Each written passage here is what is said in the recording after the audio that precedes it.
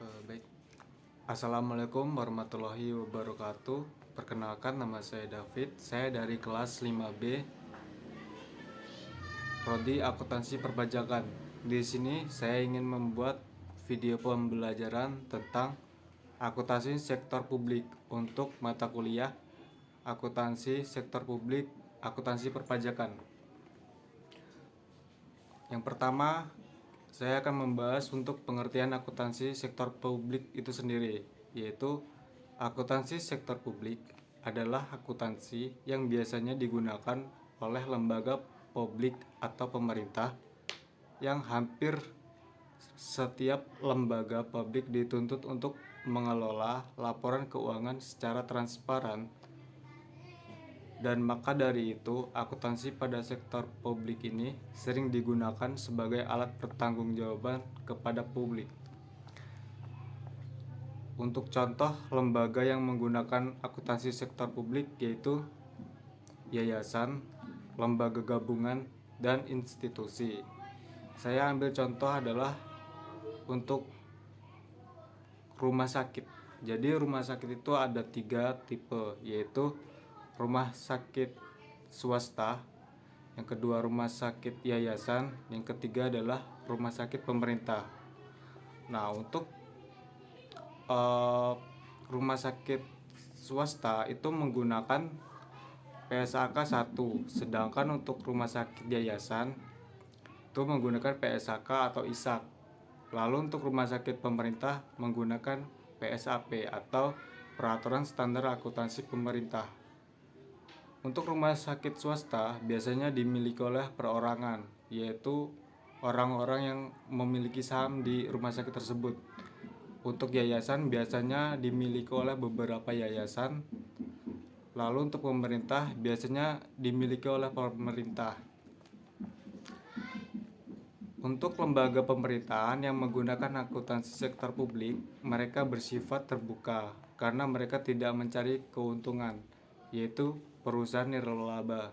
Sedangkan untuk lembaga pemerintahan seperti BUMN dan BUMD, mereka bersifat private karena mereka mencari keuntungan dan biasanya dimiliki oleh beberapa orang. Baik, dalam mata kuliah ini kita akan membahas 3 hal utama. Yang pertama, penyusunan laporan keuangan daerah. Yang kedua, penyusunan laporan Badan Layanan Umum. Dan yang terakhir, pengelolaan serta pelaporan keuangan desa. Akuntansi pemerintahan telah mengalami perubahan secara signifikan sejak diberlakunya Standar Akuntansi Pemerintahan PSAP pada tahun 2003.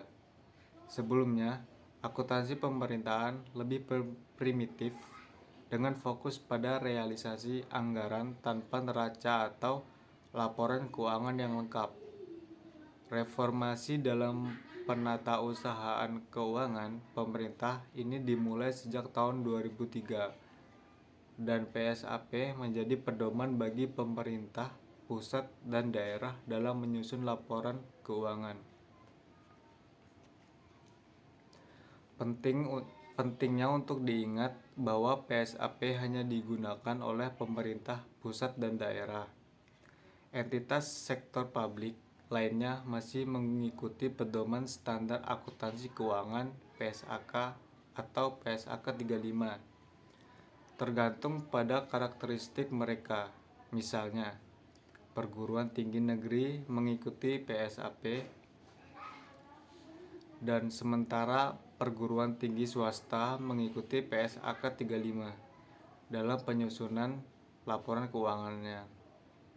Standar akuntansi pemerintahan seperti PSAP mengatur, mengakui, pengukuran, pencatatan, penyajian, dan pengungkapan transaksi keuangan pemerintahan. Setiap PSAP memiliki panduan khusus untuk aspek tertentu dalam laporan keuangan. Seluruh standar akuntansi pemerintahan dikembangkan oleh Komite Standar Akuntansi Pemerintah (KSAP) Informasi lebih lanjut dapat ditemukan di situs web www.ksap.com. Peran laporan keuangan daerah sangat penting dalam memberikan informasi relevan tentang posisi keuangan dan transaksi pemerintah daerah.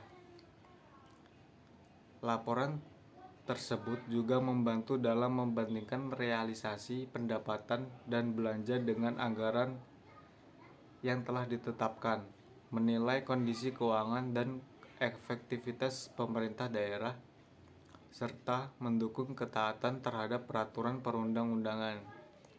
Tujuan utama dari laporan keuangan daerah adalah menyediakan informasi tentang kecukupan pendapatan dan membiayai pengeluaran sistem dan program, memeriksa apakah alokasi sumber daya sesuai dengan anggaran dan peraturan, menyediakan informasi tentang penggunaan sumber daya ekonomi dalam kegiatan pemerintahan daerah, serta menyediakan informasi tentang perubahan posisi pemerintahan daerah.